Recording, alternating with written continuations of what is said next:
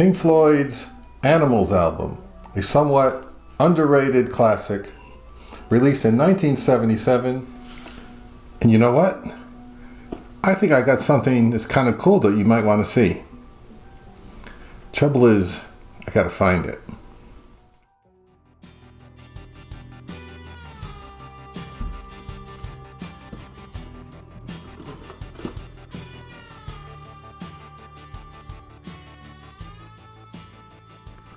Well, here's a big box of photographs. It's going to take me a while to go through.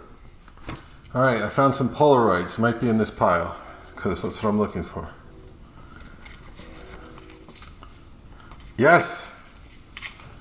Yes, I found it. Here it is. Excellent.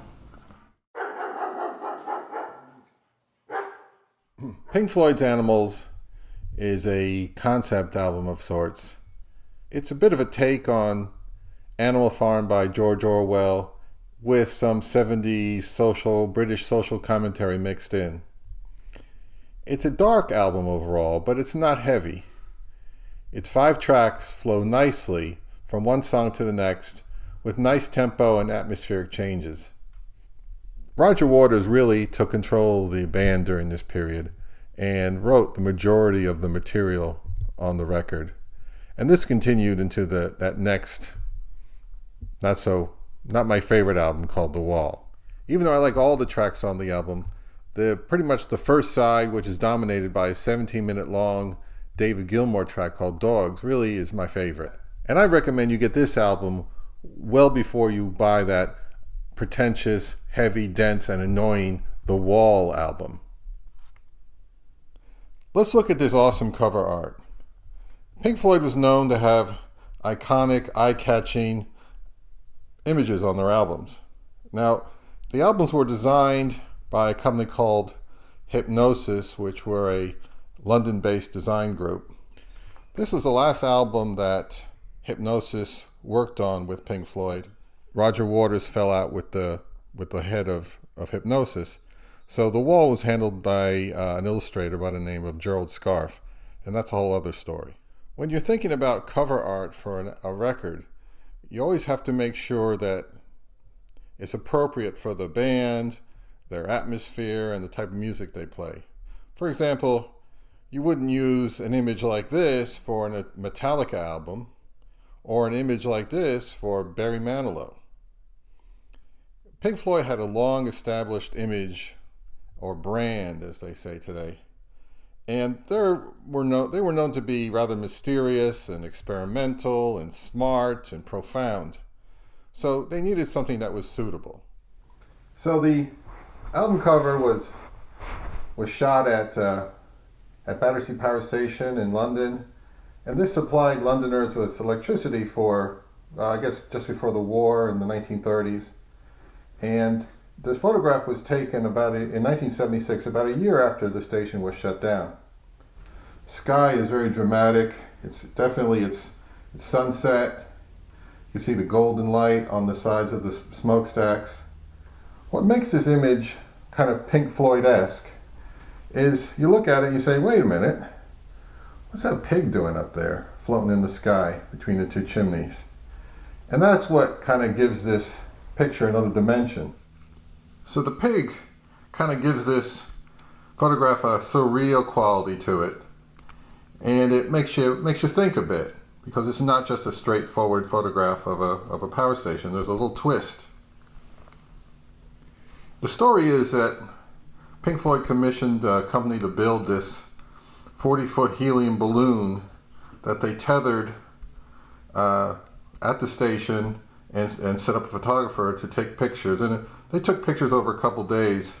And the story continues that the wire somehow broke and the pig floated away over near Heathrow Airport and caused quite a bit of chaos over there. And I think they had to shoot it down with like an air rifle or some kind of a device.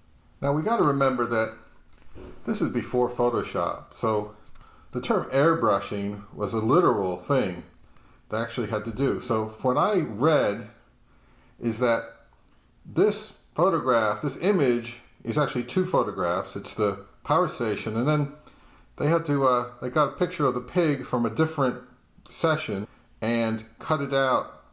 And back then you had to like physically cut cut the piece out and glue it down onto the other photograph. And then using an actual airbrush, kind of blend it in. And using other techniques, enhance the photograph, which I think this is what they did with this.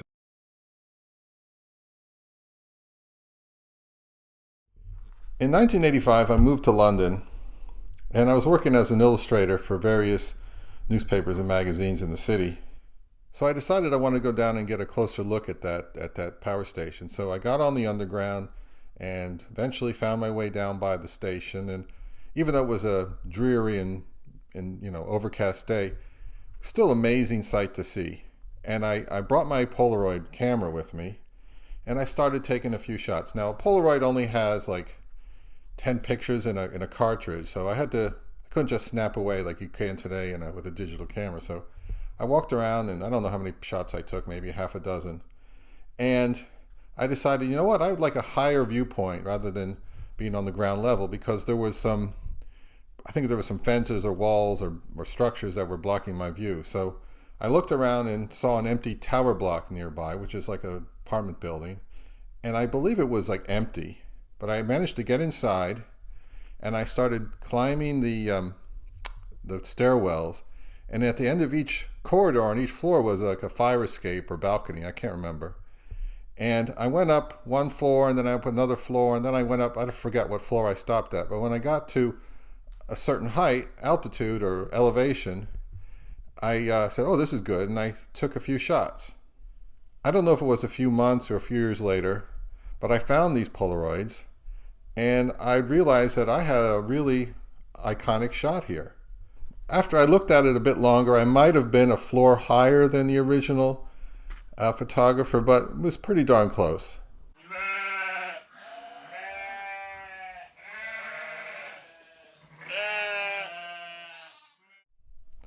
I learned a few years later that this apartment building where I took the shot from had been torn down, so this shot can never be reproduced.